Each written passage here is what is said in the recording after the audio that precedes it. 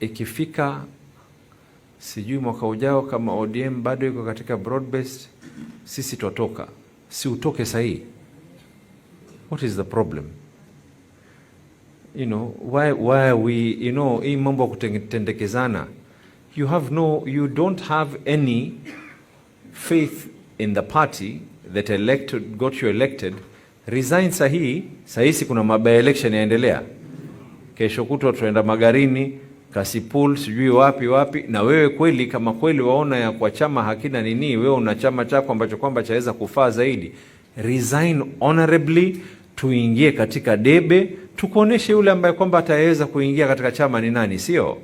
Ama namna gani? I think respect needs to be earned. Wajua, as much as we are a party that allows everyone to be able to speak, kila moja ana haki ya kuongea. Lakini kila moja ana haki kuambiwa ya kwa kama wewe vile unavyoongea mdomo wako uko skwembe. Wazee wangu nadhani mwanielewa.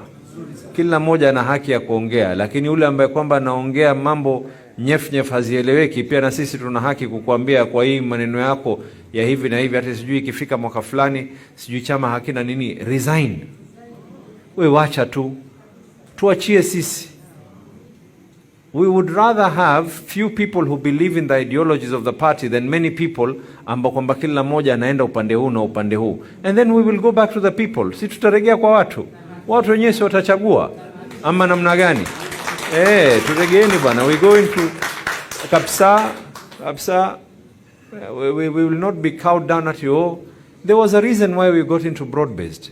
Hawa ambao kwamba sasa hivi wanatuambia sisi sijui mambo ya broad-based, mambo ya nini. Sasa ukweli utakuja kufichuka. Kuna watu walikuwa na nia yao na madhumuni yao ni sisi kama ODM ndio tukatia mstari wa mbele kuipasua nchi iende mapande.